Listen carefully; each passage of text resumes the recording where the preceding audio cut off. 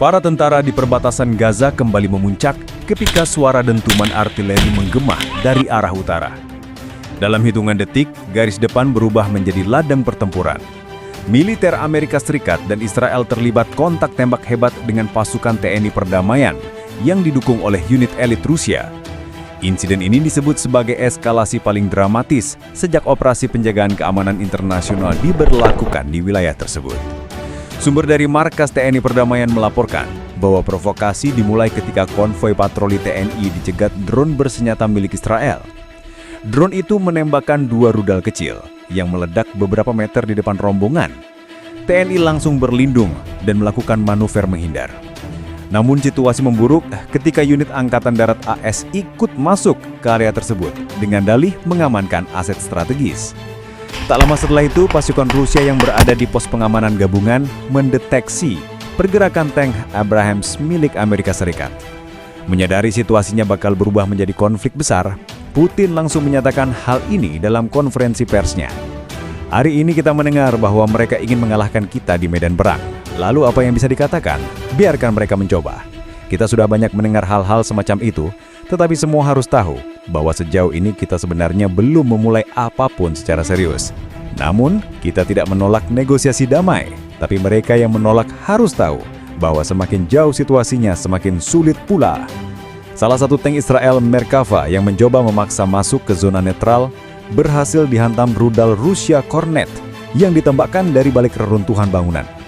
Ledakan besar mengoyak kesunyian malam, memunculkan kobaran api yang terlihat hingga beberapa kilometer. TNI dan Rusia kemudian membentuk formasi defensif bersama. Pasukan gabungan memanfaatkan posisi gedung hancur, parit-parit bekas konflik, dan lorong-lorong sempit yang mereka sudah hafal selama berbulan-bulan menjalankan misi perdamaian. Kontak tembak intens terjadi di sebuah distrik sempit dekat pos barat. Pasukan Raider 321 TNI yang dikenal sigap dalam manuver urban memotong jalur masuk pasukan AS Amerika Serikat yang mencoba mengapung dari sisi kiri.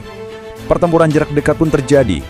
Dari arah lain, tim sniper TNI dan Rusia bekerja sama mengambil posisi di atas gedung bertingkat setengah runtuh. Mereka menembak akurat ke kendaraan lapis baja Amerika Serikat yang mencoba maju. Meski datang dengan peralatan lebih modern, pasukan gabungan AS dan Israel tidak menyangka koordinasi TNI Rusia begitu terorganisasi. Dalam komunikasi internal yang bocor, terdengar salah satu komandan Amerika Serikat memerintahkan pasukannya untuk tidak melanjutkan penetrasi karena menghadapi perlawanan koordinatif yang tak terduga.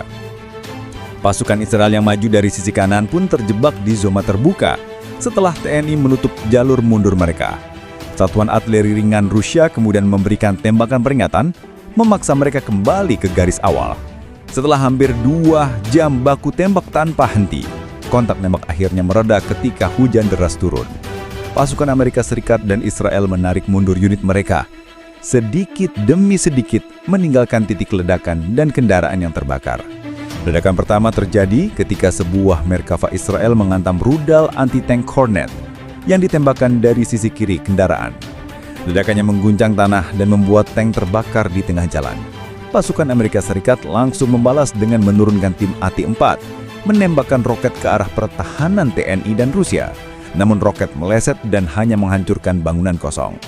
Di sisi lain, pasukan Raider 321 TNI berhasil memotong jalur masuk pasukan Israel dari gang sempit. Kontak tembak jarak 20 meter pun terjadi. Insiden ini langsung menjadi perhatian global. Negara-negara Eropa menyerukan penyelidikan, Cina meminta deeskalasi. Sementara beberapa negara Timur Tengah memberikan dukungan moral kepada TNI yang dianggap netral dan menjaga stabilitas. TNI dan Rusia berhasil menguasai persimpangan strategis dekat pagar pemisah yang menghubungkan 3 jalur operasi militer Israel. Keberhasilan itu membuat pasukan Israel harus mundur setidaknya 500 meter untuk menghindari kepungan. Amerika Serikat mengirim armada drone tambahan, namun Rusia menyiapkan jammer elektronik sehingga sebagian drone kehilangan sinyal dan jatuh seperti burung mati. Sementara itu TNI berhasil mengevakuasi lebih dari 200 warga sipil Gaza yang terjebak di tengah baku tembak. Dengan sistem thermal dan jammer, Rusia membuat sebagian drone kehilangan sinyal. Mereka juga memetakan jalur musuh dengan akurasi tinggi. Koordinasi mereka dengan PNI berjalan mulus, seolah kedua pasukan itu telah bekerja bersama selama bertahun-tahun.